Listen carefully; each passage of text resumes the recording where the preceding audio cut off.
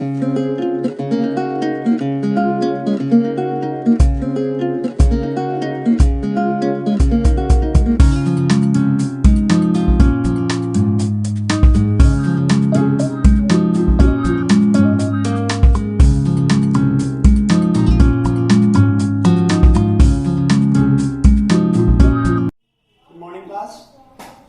last lecture, we have discussed about how to locate the numbers like root 2, root 3, root 5, root 7 and root 11 on a number line.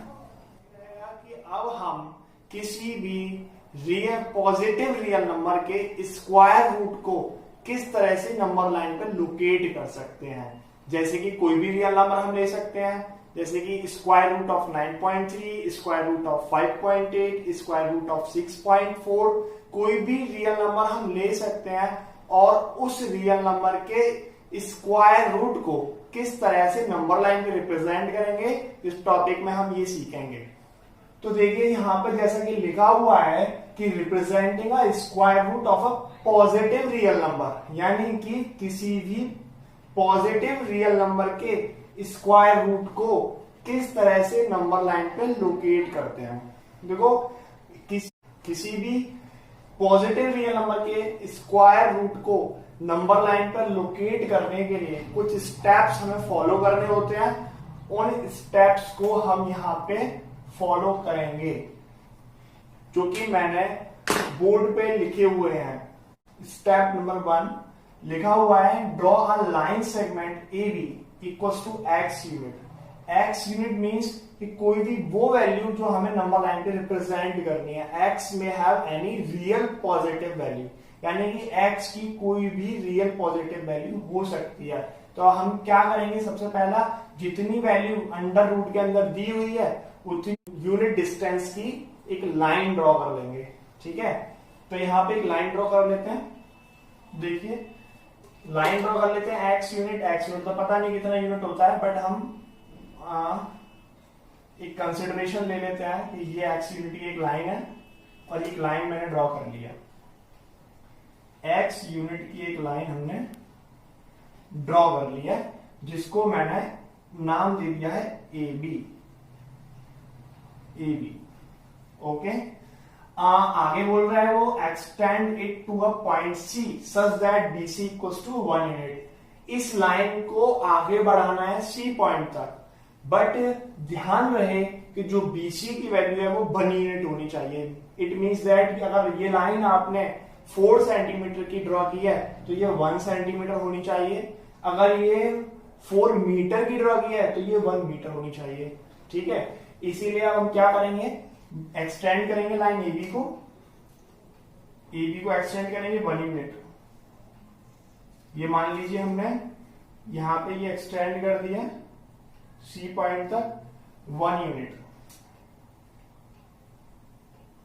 और अब यहां से लेके यहां तक का जो डिस्टेंस हमें हो गया है वो हो गया x प्लस 1 यूनिट। अब सेकेंड स्टेप फॉलो करेंगे। सेकेंड स्टेप कहता है draw perpendicular bisector of AC.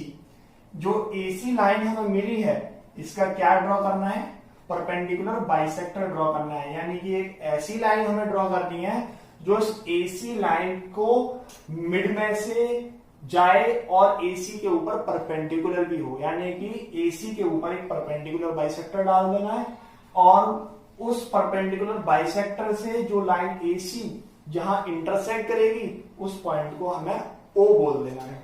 ठीक है, तो हम क्या करेंगे, आर्क लगा लेते हैं और बाइसेक्टर कैसे करते हैं लाइन का वो शायद आपको आता भी होगा, नहीं भी आता है तो फिर एक बार मैं रिवाइज करा देता हूं।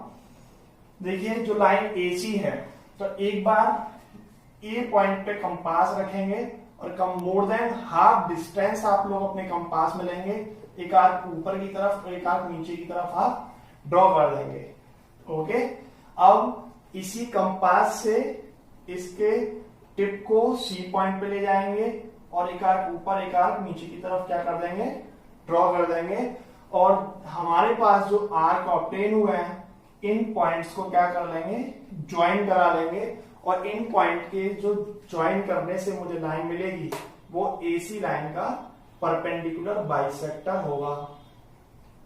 और इसको हम डॉटेड बनाएंगे लाइन को।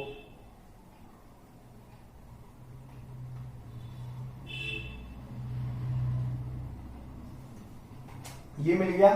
और इस पॉइंट को क्या नाम दे देंगे? इस पॉइंट का नाम बोलेंगे O पॉइंट। ओके, अब हम नेक्स्ट स्टेप पे आएंगे। ये लिखा है with O as a centre, यानी O को सेंटर मानना है एंड OA इसके बराबर रेडियस लेनी है कंपास में। ड्रॉ अ सेमी सर्कल, और एक सेमी सर्कल ड्रॉ कर देना है जो कि पॉइंट C को भी टच करना चाहिए। देखिए कैसे करेंगे। O पॉइंट पे कंपास की निडल रखेंगे और इसके डिस्टेंस को मेजर करेंगे A पॉइंट तक, और इसको हम इस तरह से कंपास से मूव करा देंगे और ये क्या करेगा? C पॉइंट को भी टच करेगा। तो हमें ये वाला डायग्राम इतना ऑब्टेन हो जाएगा 3 स्टेप के बाद। अब बोल रहे हैं draw BD perpendicular to AC, यानी कि इस B पॉइंट पर एक परपेंडिकुलर लाइन हम ड्रॉ करेंगे जो कि क्या होगी? परपेंडिकुलर होगी AC के, विच intersect the semi circle eight point D, और इस वाले सर्कल को D पॉइंट पे कट करेगी। तो देखिए कैसे बनाते हैं परपेंडिकुलर। यहां पे कंपास रखेंगे और इस तरह से मूव कराएंगे कंपास को, और 90 डिग्री का एंगल आप लोगों ने 8th क्लास में सीख लिया होगा। यहां से एक आर्क लगाएंगे, सेम डिस्टेंस का यहां से एक आर्क लगाएंगे, फिर इस आर्क को यहां पे ज्वाइन कराएंगे, देन इस आर्क से यहां पे एक और आर्क लगाएंगे। अब जो मेरे पास ये पॉइंट मिलेगा, इस पॉइंट से इस पॉइंट को ज्वाइन करा देंगे। ज्वाइन कराने के बाद में जो लाइन मुझे मिलेगी वो लाइन परपेंडिकुलर होगी AC के।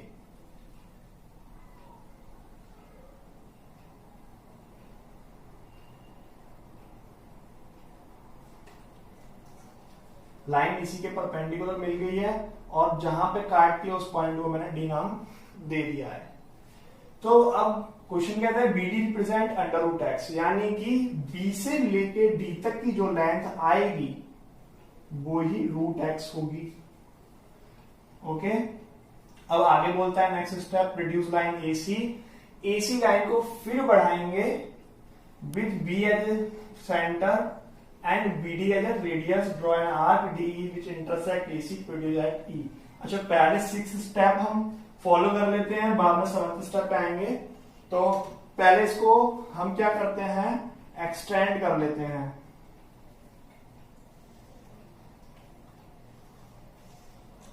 एक्सटेंड कर दिया, और नेक्स्ट स्टेप कहता है कि B को सेंटर मान के BD के बराबर डिस्टेंस लेके B को सेंटर मानना है, और B को सेंटर मानते हुए D तक की हमें लेंथ लेनी है और एक आर्क ड्रॉ कर देना है।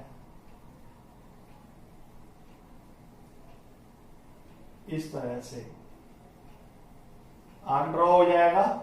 आर्क ड्रॉ होने के बाद में हम लोग क्या करेंगे? जहां पे ये पॉइंट कट करेगा, तो इस पॉइंट को हम लोग क्या बोलेंगे? ये आर्क कट करेगा इस लाइन को, इस पॉइंट का नाम E दे देंगे। और हमारा BE जो होगा, क्योंकि ये हमने सेंटर माना, तो ये रेडियस है तो ये भी रेडियस, तो BD और BE क्या होगी? इक्वल होगी। तो ये अगर अंडर रूट एक्स है तो BE भी कितनी होगी? अंडर रूट एक्स होगी। यही हमारे पास अंडर रूट एक्स को रिप्रेजेंट करने का नंबर लाइन पे प्रोसीजर है। अब हम यहां नीचे लिख सकते हैं कि BD किसके इक्वल है? BE के। ठीक है, आप बोलोगे सर आपको कैसे पता कि अंडर रूट एक्स के बराबर आती है BD? तो इसके लिए हम क्या करते हैं? इसका प्रूफ देख लेते हैं कि ये अंडर रूट एक्स के इक्वल आती है या नहीं भी आती है। ठीक है, तो प्रूफ के लिए हमें सबसे पहले पाइथागोरस थ्योरम की बेसिक नॉलेज होना जरूरी है। अगर जिन बच्चों को पाइथागोरस थ्योरम की नॉलेज है तो वेल एंड गुड, बट जिनको नहीं है उनके लिए मैं एक बार रिवाइज कर दे रहा हूं। पाइथागोरस थ्योरम एक राइट एंगल ट्राइंगल के लिए ही वैलिड होती है, जहां हम इसको बेस कहते हैं इसको परपेंडिकुलर कहते हैं और ये हाइपोटेनियस होता है। तो फॉर्मूला होता है कि हाइपोटेनियस का स्क्वायर बेस का स्क्वायर प्लस परपेंडिकुलर का स्क्वायर।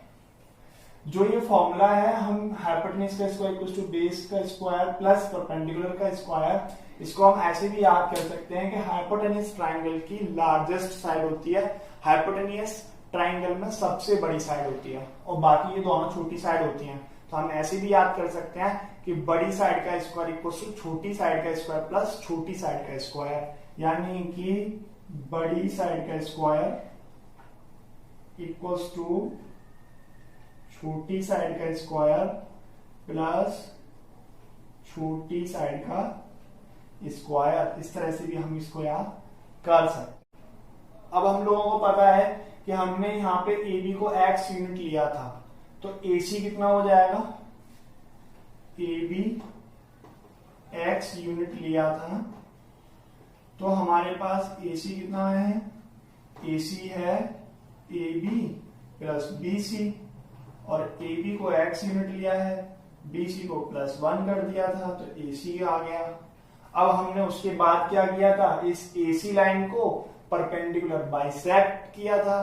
परपेंडिकुलर बाइसेक्ट क्या करता है कि किसी भी लाइन के मिड पॉइंट से पास हो जाता है, और ये अगर O अगर इसका मतलब मिड पॉइंट होगा, अगर O मिड पॉइंट होगा तो इसका मतलब है कि जो OA जो है क्या होगा, AC का हाफ होगा। इसीलिए मैं कह सकता हूं कि OA और OC इक्वल होगा, और हम कह सकते हैं कि AC के हाफ के बराबर होगा। तो OA equals to OC, AC की वैल्यू x+1/2 अपॉन 2 आ गई। तो ये हमारे पास OA और OC आ गया। अच्छा, इसके प्रूफ करने के लिए हम एक काम और करेंगे कि O को D पॉइंट से ज्वाइन करा लेंगे। O को D पॉइंट से ज्वाइन करा लीजिए,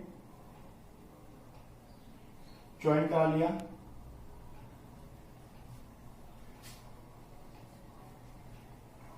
अब हम देखेंगे कि हमारे पास OCx+1/2 आ चुका है।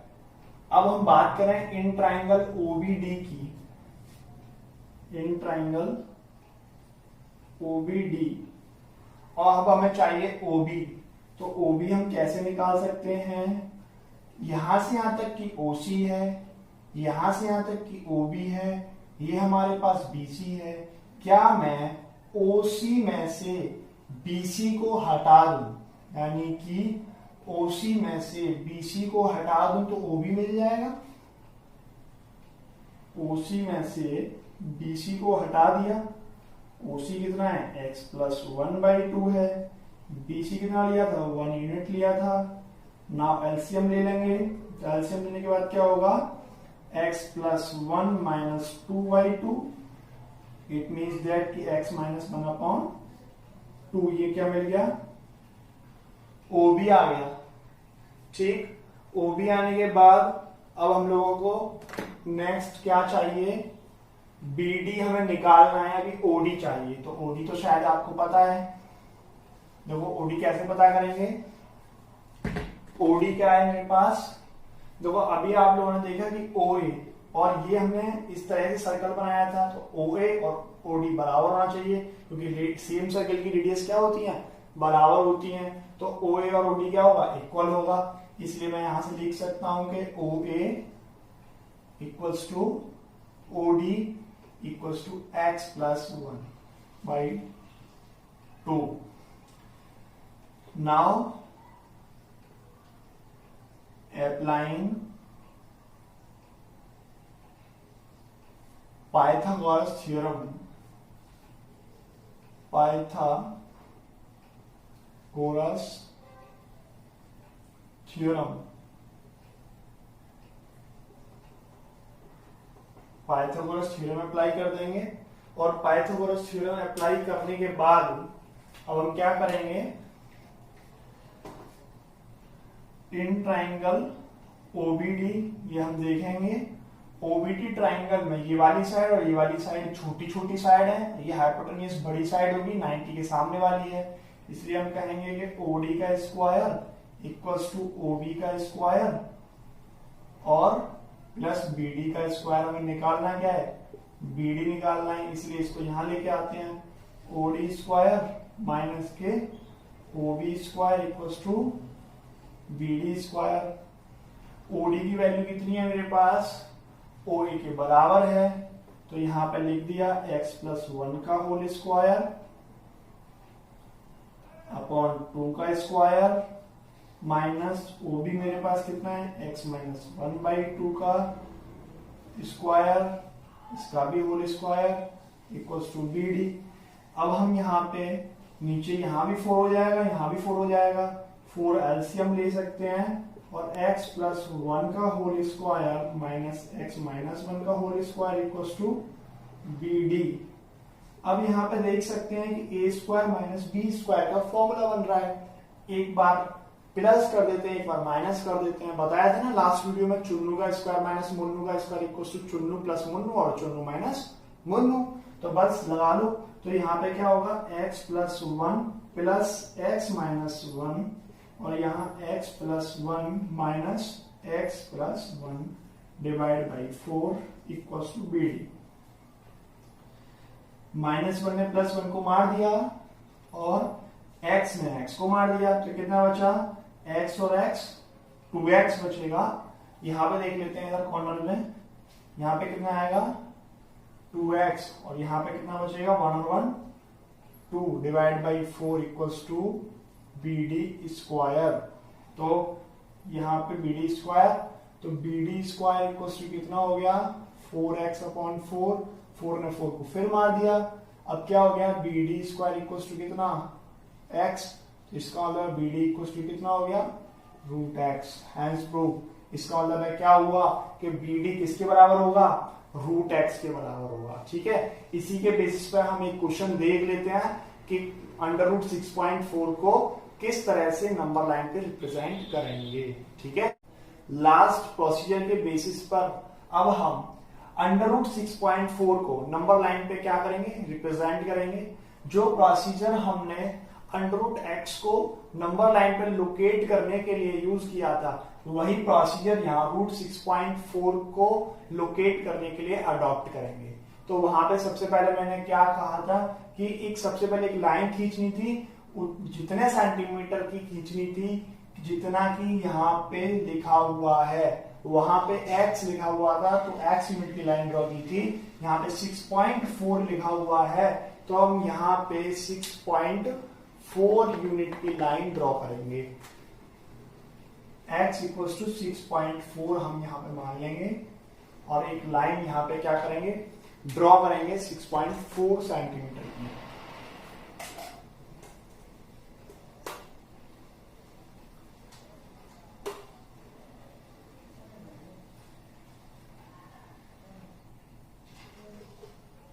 ये लाइन मैंने बना ली है, 6.4 सेंटीमीटर है,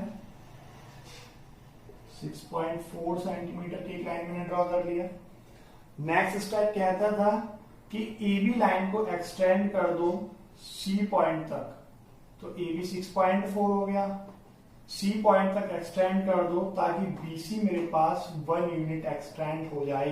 तो अब यहाँ पे एक 1 यूनिट और एक्सटेंड कर देंगे, इसको 1 यूनिट एक्सटेंड कर देंगे और 1 यूनिट एक्सटेंड करने के बाद मुझे ये जो मिलेगा वो C पॉइंट मिलेगा। ठीक, अब नेक्स्ट स्टेप हम फॉलो करेंगे। हमें एक लाइन AC यहाँ पे मिली है, अब लाइन AC का परपेंडिकुलर बाइसेक्टर ड्रॉ कर लेंगे। परपेंडिकुलर बाइसेक्टर कैसे ड्रॉ करते हैं, तो पहले हम कंपास में मोर देन हाफ डिस्टेंस ले लेते हैं जिस लाइन का हमें परपेंडिकुलर बाइसेक्टर ड्रॉ करना है। जैसे कि लाइन AC का मुझे परपेंडिकुलर बाइसेक्टर ड्रॉ करना है तो मोर देन हाफ डिस्टेंस ले लिया और कंपास से A पॉइंट को हम सेंटर मानते हुए एक आर्क ऊपर की तरफ और एक आर्क इस लाइन के नीचे की तरफ लगा देते हैं। सेम प्रोसीजर पॉइंट C से भी फॉलो करते हैं। ओके, अब क्या करेंगे, इन दोनों को स्ट्रेट ज्वाइन करा देंगे और इसके बाद जो लाइन परपेंडिकुलर बाइसेक्टर इस लाइन को जहां कट करेगा वो पॉइंट मुझे O पॉइंट मिलेगा, ये पॉइंट O मिलेगा। अब क्या करेंगे, कंपास में O को सेंटर मान के A तक का डिस्टेंस लेके एक सेमी सर्कल ड्रॉ कर देंगे। यहां से एक सेमी सर्कल ड्रॉ कर देंगे जो कि C पॉइंट को टच करेगा। नेक्स्ट स्टेप क्या होगा, अब B पॉइंट से एक परपेंडिकुलर ड्रॉ करेंगे जो कि सेमी सर्कल को एक पॉइंट D पे कट करेगा।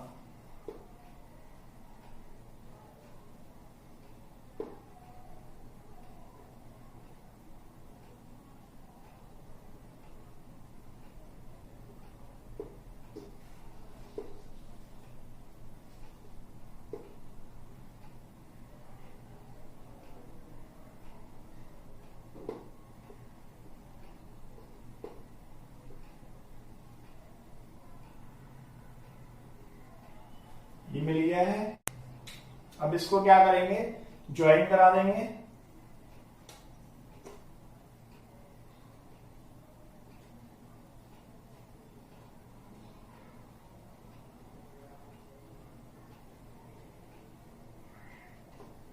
जो कि पॉइंट डी पे कट करेगा। ठीक, अब क्या करेंगे, अब नेक्स्ट अब हम बी को सेंटर मान के BD के बराबर रेडियस लेके अब क्या करेंगे, इसको एक आर्क लगा देंगे जो कि AC को आगे बढ़ाने पर E पॉइंट पे कट करेगा।